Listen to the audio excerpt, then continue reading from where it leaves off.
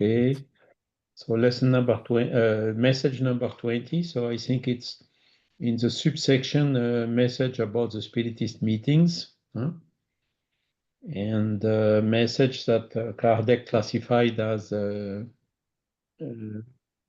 with a certain level of quality. So that's why he gathered them here in order to give them to us as example. And indeed, I mean, there are a lot of messages around. I recently read a book written by one person, which is also, how to say, self-educated in Spiritism. And when I read the messages he got from his mentors, well, it's not that it is bad, but it's not the same quality and the same density of content as what we can find in this example that Kardec inserted in this section of the Mediums book. So let's go. So number 20, so it's Vicente de Paul, who says the following: unity makes one strong. Be united in order to be strong. Spiritism has germinated, has set down deep roots, and is going to spread its beneficent boughs over the earth. You must become invulnerable to the poisoned darts of slander and the dark phalanx of ignorance. Selfish and hypocritical spirits. In order to do so, mutual tolerance and benevolence hold sway in your relationship. May your defects pass unnoticed and only your good qualities be seen. May the flame of pure friendship unite, illumine and warm your hearts. Then you will be able to resist to powerful attacks of evil, like the unshakable rock resists to crushing waves. Okay. Unity makes us strong. I'm not sure it's the right translation, but in French, it's a known sentence saying "l'union fait la force." So in French, the word is union. Here, it's unity. So I don't know if it's exactly the same meaning. Nevertheless, the second sentence is explaining better. So it's when we are united together that we are stronger than when we are alone. So it's, I think, something known. Yes, Christine? Hi, Charles. Hi, everybody. I just wanted to say that it's interesting where I saw that unity makes one strong. In one of the jobs I had a whole group of people in a large area that I had to unite to be on the same path, think the same across the whole organization. And I was up against a lot of opposition, a lot of different thinking. And I thought, well, I need a theme for this 3-day conference I was going to hold. And so I called it Unity and Approach. So I just found it interesting when it's got unity makes one strong. I just wanted to make that comment. So you are right. Because if we are together, a lot of people together, but not having the same intents, of course, it will not have the same strength. So the message here is more to be together, but having a communion of thoughts, which means having the same intentions. And that is what makes us strong. When I was young, quite some time ago, maybe not so long, I was playing rugby. I think you know the rugby game. And sometimes you have I don't remember when one is pushing against the other. In French, it's called melee. I don't remember the name in English. Scrum. So, Scrum. Sorry? Scrum. Scrum, yes, thank you. So when one team is not pushing, you get back. So this is really the meaning of it. So everyone has to be pushing in the same intent in order to progress. And what the spirit is recalling here is we need to have this unity when we during the spiritist meetings, in particular during the mediumship meeting. If one wants to have discovering a treasure and the other one wants to know if if his son will pass the exam the next day, and the other one wants something else, you will not get a lot of things out of it. It's a confusion between the thoughts of the people which are present. It will be the same confusion in the spiritual world, because every thought is attracting a different kind of spirit. Whilst when all of them are united, are together and having the same thought in order to help spirits in need, for instance, then you have the unity. And then when each case comes, or everyone has the same thought in order to come to the assistance of that spirit. So this is the true unity, because as we have seen earlier in the medium's book,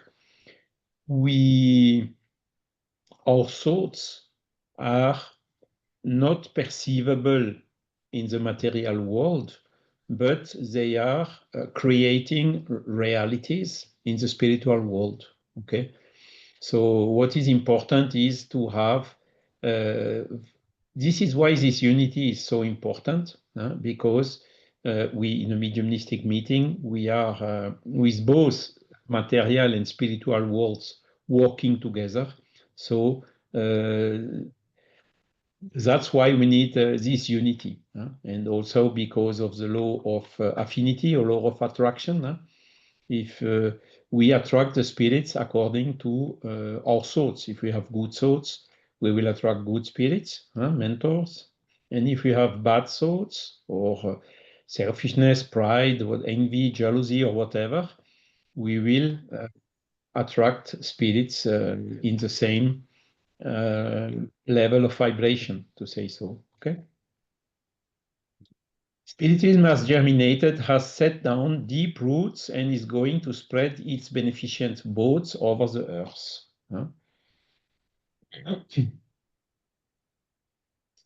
See, beneficent, there is already an adjective here, which is basically the main purpose of any spiritist meeting. It's to make something useful, either to learn or to help or to get teachings or whatever, or to vibrate together for peace. So we need to have some purpose in the line with beneficence. Okay. You must become invulnerable to the poisoned darts of slander and the dark phalanx of ignorance. So let me see what slander is in French. Calumny. Okay. So and these ignorant, selfish, and hypocritical spirits. Hypocritical. Strange also this word in French it's called hypocrite. Hypocrisy. Is this hypocritical the same as hypocrisy or not? Yes, I think it's the same. It's the same, huh? Okay. Because okay, good. So here he clearly says, if we don't have this unity of thoughts in the direction of beneficence, we will get a poison, and we will attract spirits which will do everything to make us deviate or to break the group or to prevent us from doing good and beneficence. Okay. And this is as per the law of affinity, as I just said. Okay. So ignorant, selfish, and hypocritical. So that's which characterizes these lower order spirits who may be attracted by bad thoughts of some participants and may jeopardize the whole meeting. Okay. In order to do so, mutual tolerance and benevolence hold sway in your relationship. Okay, so you remember the definition, Spiritist definition of charity? So question 886 of the Spirit's book. It's BIF. In Portuguese, it's BIP. In French as well, BIP. It's benevolence, you see, so beneficence, indulgence, and forgiveness. Okay, so here he comes with a tolerance and benevolence. So again, everything in line with charity, with willing to do good during the meeting. And this is the key to take these hypocritical spirits at distance and to have a better way access for the good spirits who are here to help us. Okay. May your defects pass unnoticed and only your good quality be seen. So we are not perfect. Okay. We have all defects. We have all still things to correct, bad tendencies. Our thoughts are not always very pure. Maybe yours are, but mine is definitively not always. So we have to fight against this. Yeah? And as Kardec said, the good spiritist, is not the one which is perfect, because it would not exist. Only God is perfect. It is the one who makes efforts to correct his bad tendencies. So this is really what we have to do. And that's why he says here, may your defects pass unnoticed, and only your good qualities be seen. So when we go in a mediumistic meeting, let's really give what we have good, what we have better in ourselves. Okay. We must participate not only by curiosity or by obligation. We must really participate with our will and with our engagement to be as active as possible and to give our best. May the flame of pure friendship unite, illuminate, and warm your hearts. As you see, friendship. So this is also something which is needed in a mediumistic meeting. We need all to be friends. If someone, if within a mediumistic meeting, and I have seen that at the beginning when we were starting doing mediumistic meeting, we had some difficulties because some of the participants, they had, let's say, a problem one against the other, and this was reflecting always during the meeting itself. Once one of the participants received a message giving some instruction to the other one, and vice versa. So this is not mediumship. This is coming from their own mind, and this is what we exactly have to avoid. And when there is a problem between two participants, okay, they have to come together. They have to forgive, to make peace, to push for tolerance and so on. Or if it's not possible, better having them participating to separate meetings. Okay. So let me see the chat. Then you go back to the Scrum situation. Yes, exactly. Okay, let's continue. Then you will be able to resist to powerful attacks of evil, like unshakable rock resists to the crashing waves. Really? Powerful attack of the evil. You think this is a reality? I think it's a day-by-day reality. Yeah, we are always having good influences from our mentors, but our world is far from being the home of angels. In our world, we have a lot of bad intentioned spirits, whether incarnated or discarnated. And this will always take advantage of any of our weakness to introduce themselves and to grab us and to make us to attack us. With the word which is used here is attack, and it's powerful attack. No, able to resist to powerful attacks of the evil. You see, in French, it's les attaques impuissantes du mal. So it's powerful is definitively not the right translation. They will attack us, but their attack will be of no effect when we are resisting through unity, through friendship, through benevolence, and so on. Okay, so it may be powerful, but it will be the best translation would be powerless. So you see, this is an example of good communication. Why can we see it? You see, it's only one paragraph, something like 10 lines, and it says a lot of things. It's dense. There is no blah blah, no useful, useless wording, and so on. So it's one of the characteristics of those good messages, which are dense in pertinent information, always leading to the good, and without these necessary long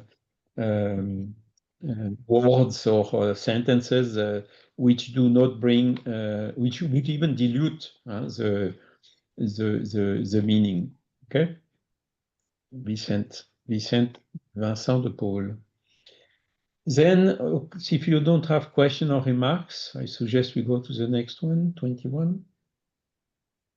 So this one is a little bit longer. You see, three paragraphs, and the spirit is Fénelon. So Fénelon is an author, classical author, that communicated a lot. There are several messages from Fénelon in the codification, and including before he was Kardec, Hippolyte Léon Denis Rivail translated Télémaque, which is one of the book of Fénelon, into German.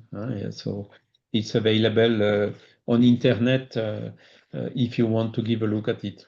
Very interesting. So there was a kind of a close link between some strong affinity between Allan Kardec and the spirit of Fénelon. So let's see what Fénelon says us in these 3 paragraphs. My friends, you would like to form a spiritist group, and I approve of it because the spirits do not like to see mediums remain isolated. Look at this. Very interested, isn't it?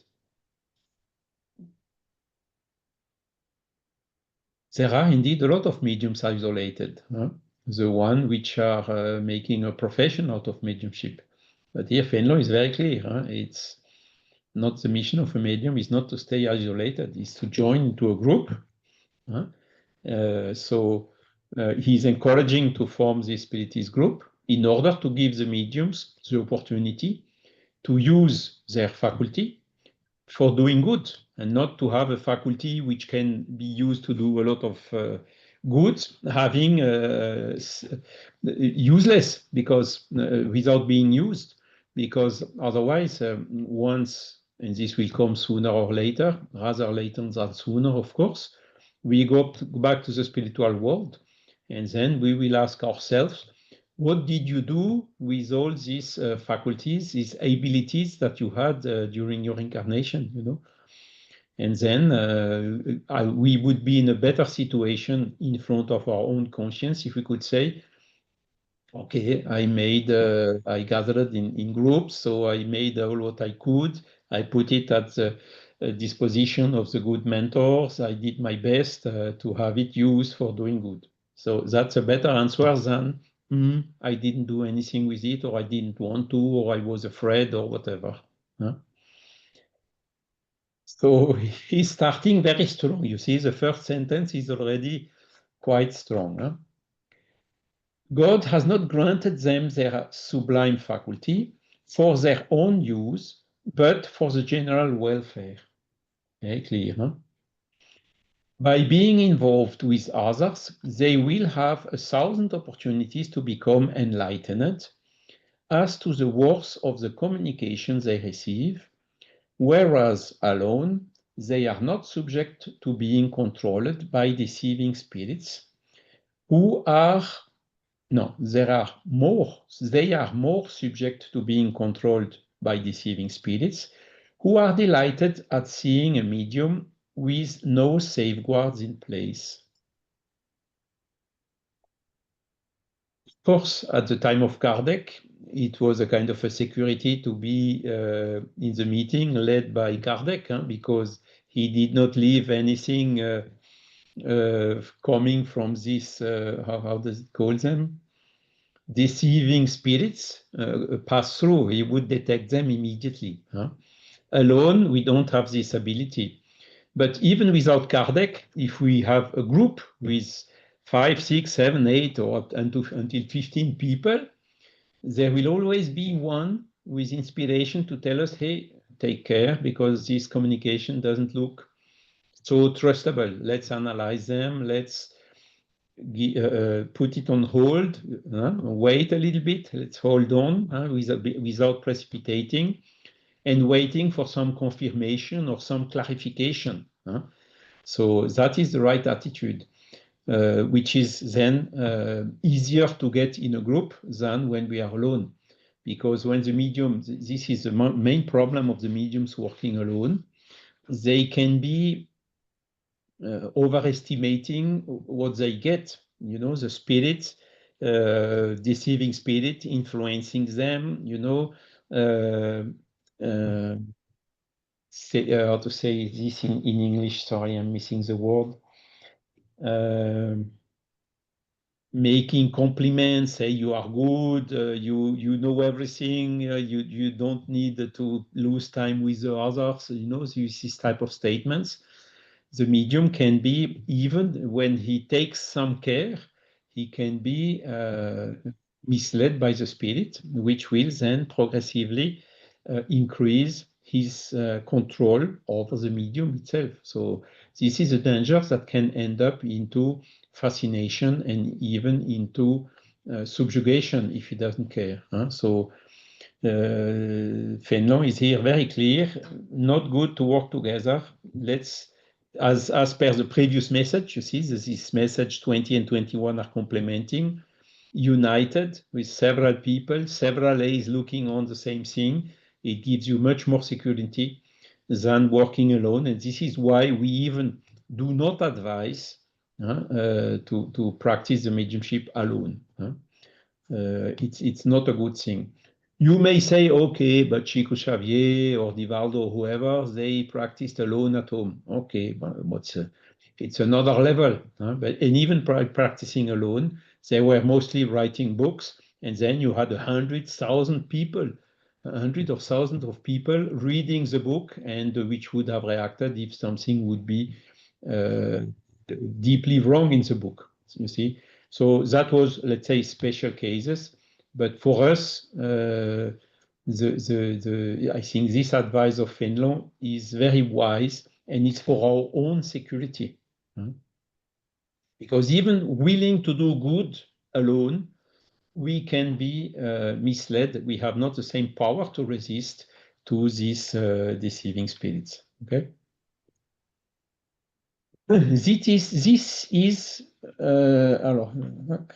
This is what I leave with you, and if you are not dominated by pride, you will understand and profit from it. And now we shall move on to other matters. Okay, so the first paragraph is really this warning. Warning also about our pride. We should stay instead humble. So I have two hands risen. So I think the first one is from Camila. Carlos, I have a question because you told it for not to practice, not to do the things alone, right? If the person, if I want to, like, for example, stipulate few days in the week to try training the writing, as described in the book, should it be dangerous or should I avoid that? What is your recommendation? It's a good question, because when you read both Kardec in the Medium's book and or Léon Denis, for instance, in the Unseen.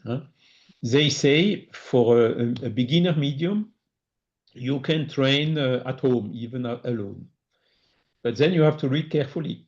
But as soon as you get some intelligent communications, then you shall join a group. You see? So it's a little bit like if you are learning to play piano. You make you make this les gammes in French. You can do it alone at home, but because you could not do that into an orchestra, for instance. But then once you know how to play, it makes no sense to play alone only for you. Then you have to play into another group of musicians. So the meaning is a little bit like this. And I would even say nowadays, since we have enough spiritist meetings around, and the tendency now is to get more and more, thanks to the virtual mediumistic meeting. I don't know if you have seen the book already. We got it in Finland, the English version of the book on virtual mediumistic meeting. I think it's now in UK already.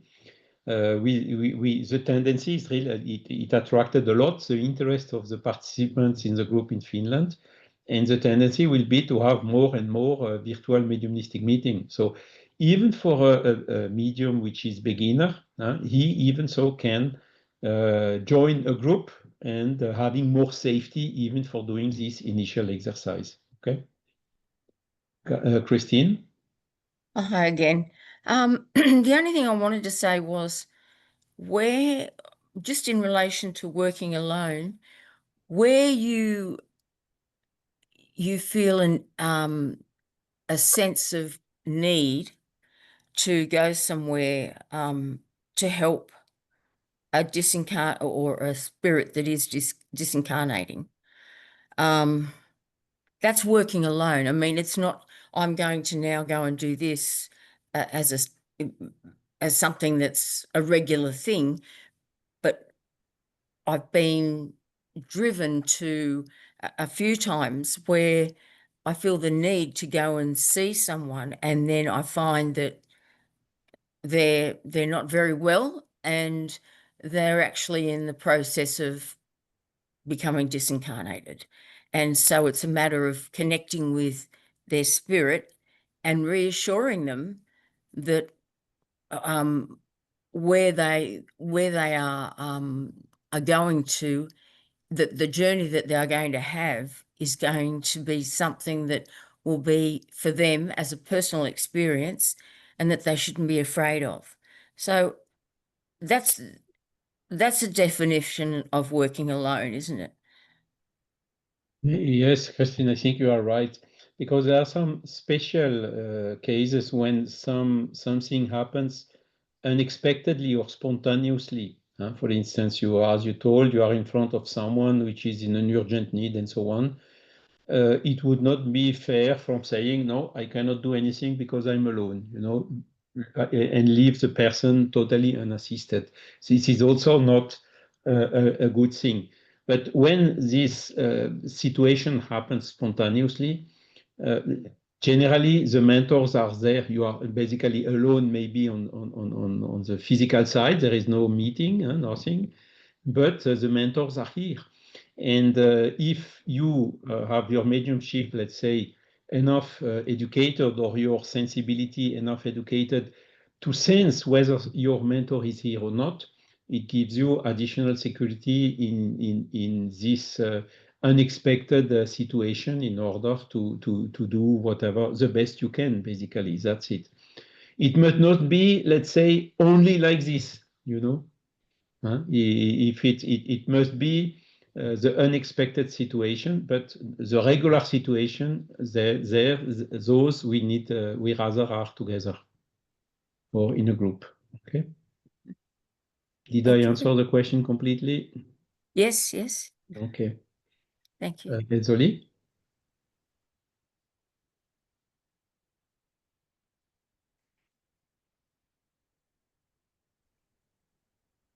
Unmute, Elzoli. Let me click here on the button. Now I could open.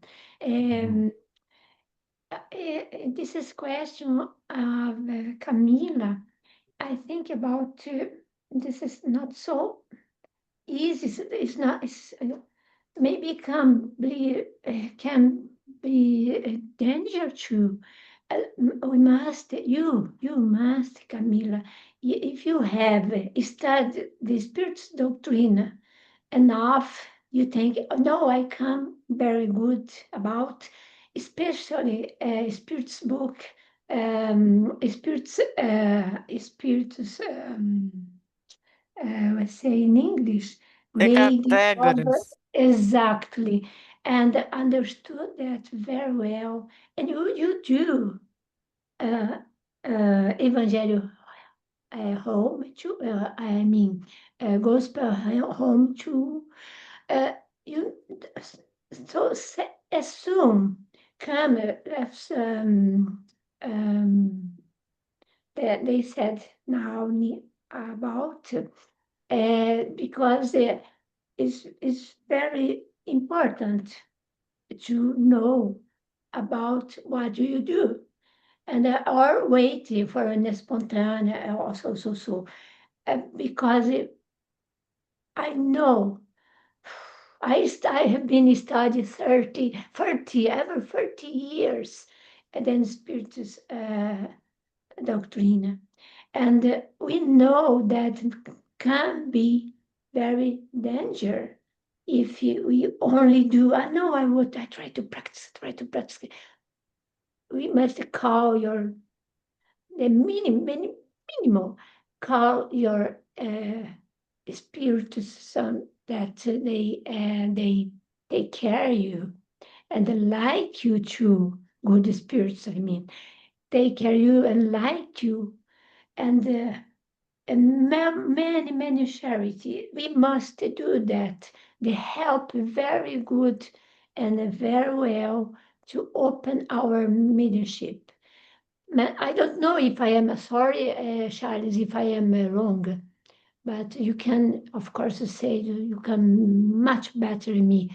But and my English is terrible now, and this is because I have had the same. I would say conselho, the same to me this one. Not only but I try and alone. And I say because I know I see that you very would like and tried it, and but in your spirit center maybe they can, or Elsa they can help you very well. I think so. Yes, I mean, that's basically what he's saying. What the Spirit is saying. When you are alone, you are at risk, you know. So it must not be the normal way to do. You are at less risk when you are in a group. No, sometimes, exceptionally, as we have seen, you can do it alone, or even when it's just for beginners, you can also temporarily be alone. But the excess is by pride. No, I'm good. I know how to do it alone. I don't need anyone. They will make me lose time or whatever. Then that's already the one who is thinking like this is at higher risk, I would say, even, because that is exactly what the spirits, these deceiving spirits, are looking for in order to grab them, to neutralize them. Sila? I want to understand better because I don't think my thought might be not complete. So when you talk about risk, the risk being we communicate with somebody we don't know, we might think is our spirit protector or somebody, and is somebody else. Yes. And that's one of the risks I understand. Is there other risks that I'm not aware? Because that's what we talk about, be aware, don't do that. And that's, I think, is the main risk, being the group, all the clairvoyants or mediums will analyze what you're saying, what communications bring, if it's something, a hidden agenda, or somebody might see who you're communicating with, so you safer in the group because you know other people are there to kind of control what you're saying, that doesn't sound right. But is there other risks besides that that I'm not aware? Because that's what I'm trying to. What you just said is the main risk, to have spirits with not good intention, who are with a mask, trying to hide themselves and to make you do or say or write things which are not good. So it can be the main risk is for the medium himself, because this type of spirits, if the medium does not oppose resistance to him, he will come closer and closer and closer. This process we have seen going from obsession or to subjugation and at the end to fascination and at the end to subjugation. So that's the main risk for the medium. But you have also a risk, for instance, someone in front of you, this type of spirit may induce the medium to give bad advices to that person, or to lie, or to cheat, or to say fake things, to give fake news. And this is then the medium is taking part of responsibility when he transmits fake information or gives false hopes or false information to someone. Because most of the time, these people who are going to see the mediums, they are in pain, they are in doubt, they are in a vulnerable situation, So that is also a huge risk that these bad spirits, not only for the medium, but also for the people who come to see the medium. Okay. These are the main ones, but okay, so better to be in the groups. Okay. So let's, what time is it? Oh, so we have still time. Let's see the other matters he's saying.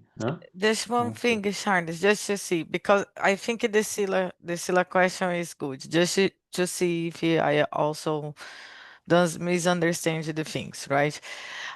What you're saying, okay, I could do alone, but when I do alone, for sure, I'm not good enough, right?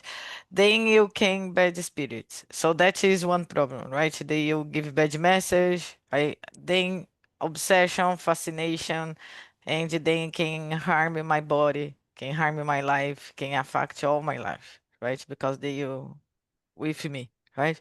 The difference with the group is because when we are in group, we will have the benefactors, something organized, has more protection to avoid the grudar. How I can say that? I don't know. Sticky, Sticky, sticky, stick. sticky, sticky. You have always a better discernment with several people looking than one only, or one only, because we may all have ups and downs, moments where we are well inspired, moments with more difficulty where we are not so well inspired, So this we need to be humble to recognize it. In a group, if you are down, you maybe have one or two others which are up, and they will stay in contact with their mentor, and they will immediately feel that there is something wrong. When you are alone, you don't have this. You may be wrong thinking you are well, and that is how it starts. And the more it goes, the more it sticks. To use the word you just used. Okay, and the more difficult it will be for you to to put these spirits back to some distance and to attract the mentors and the good ones instead. Munir? Hi, Charles. Hi, everyone. I would advise people to have a look at chapter 17 of the Mediums book. There's a chapter dedicated to developing mediums. But what is important to remember is that when we are part of a mediumship group, it's not just our energy that is there at the disposal for communication. It's the whole group. We have mediums also giving us support. So we see that the teamwork is more effective, stronger than working on our own. And one question we should ask ourselves is, why am I working on my own and not with a group? Because I think no group is good for me. I'm too good a medium that, oh, they are, uh, uh, not good enough for me. So I work on my own because it's pride. And then the spirits will be attracted to that imperfection, pride, and they will gain us through pride. And then, we have stages of obsession. One of them is fascination, because what are these spirits going to do? They're going to win us using our pride. You are wonderful. You're a wonderful medium. You will have the most beautiful messages and only the truth. And you are here to save the world. And you see all sorts of things. And as Charles said, sometimes we don't see things, and things that others will see and point out.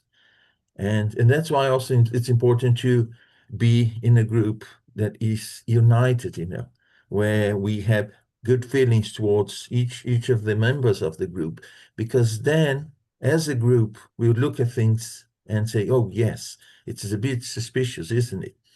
So if there is real union in this group, they'll say, yes, yeah, okay, yeah, I think it's right. I know that everyone here has good intentions, so they wouldn't show me these or say that. But if, still very proud of my mediumship, I'll say, oh, they don't know what they are talking about, and I'll walk away or find another group, or I'll, work on our own. So why are we working on our own if we know that, it's the best way to do is in group with other people giving us the support and helping us see the type of communication we are receiving. But there are cases where people are so isolated, far away from any mediumship group, and they have mediumship, and mediumship is there. They can just switch it off and say, when I find the group, I will turn it on and do some work. No, it's not like that. In this case, there is an extra protection for that person, because it's not because that person does not want. And as Charles mentioned, now we have online groups. So we are again part of a group, not physically present, but we gain from being together, from sending energy to a common place, from receiving the feedback from all the other members, their impression, their perceptions. You see, it's like multiplying our eyes, our protection, our fences, around when we are in a group. So why to work on our own if we have the condition to work in a group? That's the question. And when we are beginning to develop, as Charles said, you can start doing it on your own because you're just practicing, the use of your faculty. But as soon as you identify, yes, the channel is there, it's working, you should join a group to make it more effective. And Munir, I would even add, join a group is necessary, but is not always sufficient, because in France we have two examples of groups which are suffering a process of collective fascination. The groups which are saying, we in our group, we know everything, we don't need anyone, we refuse advices from everywhere because we have the experience, the others are not, and so on. So this process of fascination can affect the whole group. So it must be a group, but also an open group, talking with other groups, exchanging, with having from time to time, some experienced people from another group participating. All this goes in the sense of being humble. And the biggest hurdle is pride. And that is exactly as Munir just said, where these deceiving spirits are entering the easiest. Camila? No, I would like to say really thank you, folks, for speaking on that, right? Because actually, because I'm a beginner, I'm a baby, I was like, Camila, you need to try to find some time, like 30 minutes, 20 minutes, and you try for 6 months in home, right? Like, X and X do in the same time per week, right? To try to develop. And then when you say that's okay, I give up of this idea because I was not very comfortable. So was good, right? It was really good your the Yes, and sharing. I Now think I that was understood better the capture as well because it's more like it to see if you have any mediumship. As soon you discover that you have any, you never do alone. exactly. So really the very first step, but the second needs already to be with safety. And I see in the chat let me see, Amy asking where to get the book. But I think Guilherme and Elsa, they brought the books to UK. So you must have them by bus or and even I think Lolita wrote, we got ours from bus. So contact bus or Elsa and you will get some. They may go quite quickly, but if not, it will be easy then to print just some more. Yeah, they have a few copies there, so people Okay. can buy from them Yeah, from yeah. us. Yeah. I want to buy in Portuguese, but it don't need to be now, just It's to not share. printed yet. Yes, Yeah. not printed yet. The negotiations are ongoing. One first publishing company refused because it's not in line with God knows what. But there is no problem. You will find a publishing company which are willing to publish it in Portuguese, at least locally in Brazil. And then for Europe, also we may find ways to have also some published in Portuguese here. And in Spanish? So there are translation into Finnish. I think into Spanish also it's ongoing. I think it's our friend Rodrigo Ortega, which is translating. Rodrigo. Okay. Voilà, so it's ongoing, and Okay. it will be even in Finnish and in Polish. The things now really got another dimension since last weekend. German as well, isn't there? German, it's ongoing. Yes, almost finished. Okay, let's continue a little bit with Fénelon. Do you truly know what a spiritist meeting should be? No, because in your zeal, you think the best thing to do is bring together the largest number of people possible in order to convince them. Ah, is it really this? Do not be so sure. The fewer persons present, the more you will obtain. Moral ascendancy will bring disbelievers to your side much more effectively than physical phenomena. If you only attract them by means of phenomena, they will come to see them out of curiosity, and you will encounter curious individuals who will not believe, but will rather laugh at your efforts. On the other hand, if there are only worthy persons amongst you, perhaps these believers will not change their minds immediately, but they will respect you, and respect always inspires trust. You see, very clear. One sentence after the other, each word at its place,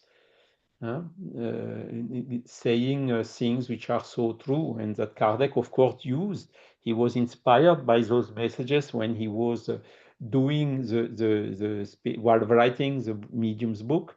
Those were the sources of inspiration, and it's fundamentally true. I think most of the people who have already a little bit experience have seen that already. I have seen some person, oh, I want to see whatever. And then she went, she saw, it was even a physical turning table meeting. So the table was really turning, shaking, and whatever. And at the end of the meeting, oh no, they were pushing, pulling, this, that. Same disbelief as before. So it was totally useless to make this effort for that person. I mean, totally useless, maybe not, but let's say premature. And he is really insisting here. It's more through the moral ascendancies. through the teachings themselves, through this type of message we are just reading, that we will convince the people than by pure phenomenon. Okay, the strength of the Spiritist body of knowledge is in its philosophy, the consistency of its philosophy, the way it brings answers to existential questions, much more than through the phenomenon or table moving or some knocks here and there or whatever. Okay.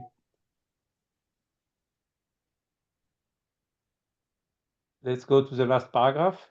Be convinced that Spiritism will produce moral reform. By the way, okay. May your group be the first to set an example of Christian virtues, for during this time of selfishness, true charity should find refuge in Spiritist societies. This is what a group of true Spiritists should be like, my friends. I will provide you with other counsels later.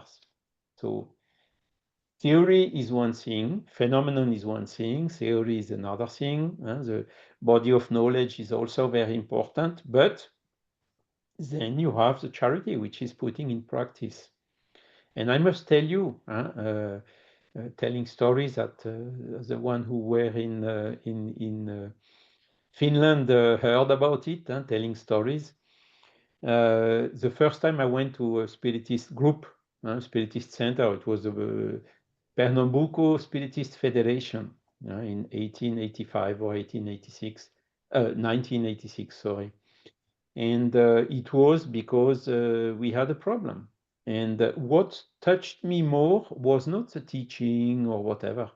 It was the kindness of the person who received me, the way he was not judging, the way he was really doing his utmost to help.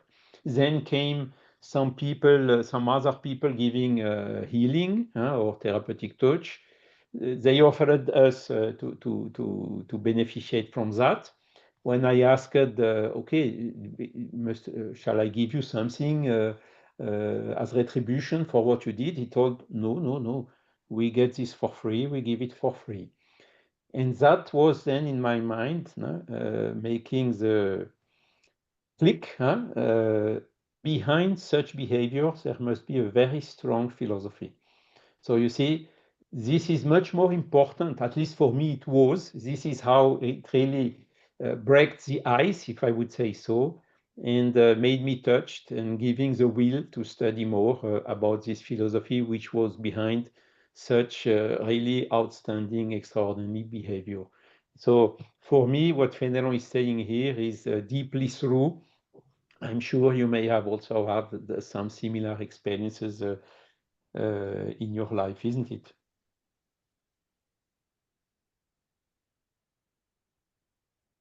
So a Spiritist group must not be, that sad or very serious or and so on. By the way, there is a footnote in the French original which is not in the translation. You see, we find some other bugs here. So a Spiritist group is much more, how to say, the effect is going through the impression which is transmitted, this kindness and love that the people are feeling, it's not do what I say and don't do what I do. No, it's doing before saying. And that is really, I think, the strongest convincing act. Okay. Okay, that's for Fénelon message, so 22, but I think it's already 12:25. We have 5 minutes left. Maybe some questions, some comments. I see Raphael is already here, ready.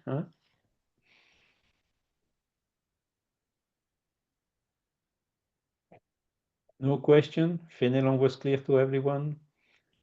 Okay, Munir.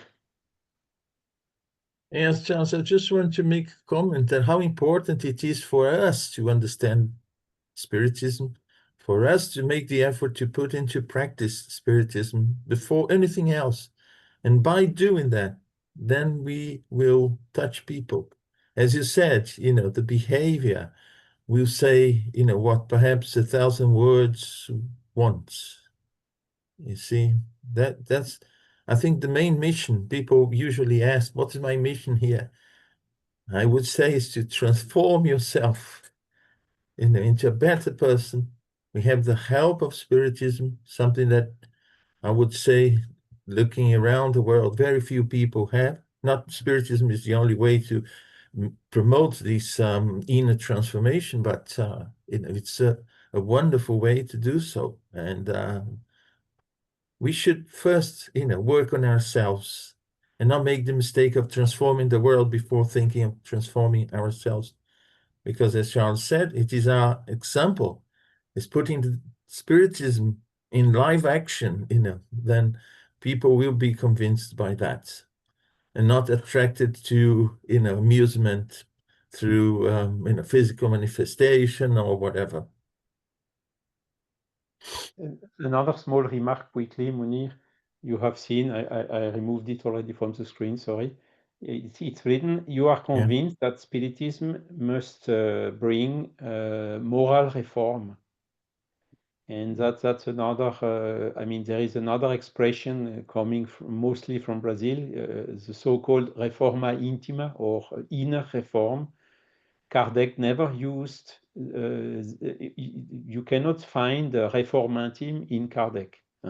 But reform moral, that's the expression he used instead. It means the same, but because reforma intima has another connotation because there is a link with some Christian religion behind it. I don't know exactly which one, but that's why I prefer always to use this expression, moral reform, as used. Thanks, Charles. Yeah. So, Rafael, I think we'll hand over to you. Thank you, Charles. Charles, can I ask a question? Harris is awaiting you. Yeah. Yes, thank you. There you go. You mentioned the acronym from the question, what is charity in the Spirit's book? You said it's BIP, BIP, BIF. BIF. In English is F as well? It's forgiveness. In English is F. Okay, so is it beneficence, indulgence, benevolence, indulgence, and forgiveness. So forgiveness is pardon or perdon. So that's why it's the beef instead of beep. Okay. It's just because last week somebody, I can't remember who asked, I think it was Christine, maybe asked about the definition of charity. And I thought about that during the week a lot, and I think we're coming back to it this week. When you mentioned that, it caught my attention. And I think it's an acronym I'm gonna remember this BIP. And I think it's gonna be helpful. So thank you. Just to remind myself of what you said. I'm gonna look into the Spirit's book as well. But BIP is easier to remember, so I'm gonna repeat that. All right, our time is up. Sorry, Elsuli, do you wanna say anything? No, you're on mute.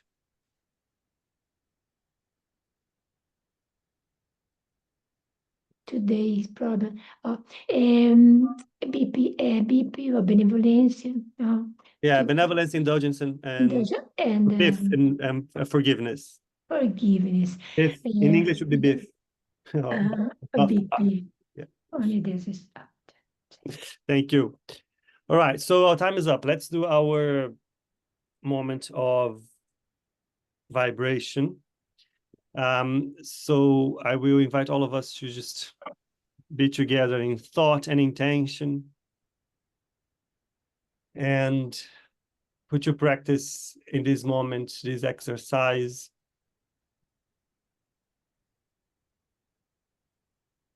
An opportunity to develop the habit of changing how we're feeling and how we are vibrating, and which direction and quality we are giving to our thoughts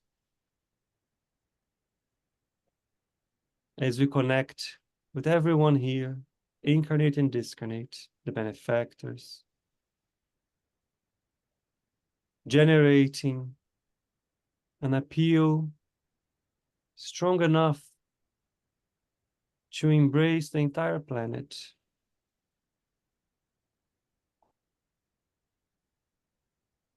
we understand that God is perfect, that divine justice is the only one that really takes in consideration everything, and that we trust that everything that is happening, there's a reason. However, it doesn't take away that in these moments of our journeys, pain and suffering is still needed to correct our actions and to teach us how to understand things from a different perspective, how to change our behavior and our emotions. But my Lord, we are touched with compassion that one day will become charity. When we see our brothers and sisters, our companions in this journey in this planet, going through the trials that are needed for them, in despair for what they're losing, in despair for conflicts, in despair for anger, hunger, and pain. We see many leaders still unable to get in touch with the uplifting support that is available to them, allowing themselves to make decisions that extend destruction and suffering. We know everything happens for a reason. We understand. But we have an appeal now that you extend your loving arms and embrace the ones that are going through it. May they receive the comfort and the strength that they need to go through the challenges in front of them. And may the suffering not be in vain. May we finally learn the lessons that we need to eradicate those situations from the planet once and for all. Help us, my Lord, to open our eyes and our minds and our hearts so that we can overcome what still drags us into the lower vibrations. Help us to learn to get closer to you and to allow the virtues to develop so that we can make decisions that will benefit everyone. Guide us, my Lord, so that we can feel your presence, your support, your love with us along the way. Help the ones that are dedicated to supporting the trials of our brothers right now. The ones involved in conflicts, the ones that were taken all together through calamities and accidents. Receive them back in their spiritual home with open arms so that they can feel loved, supported.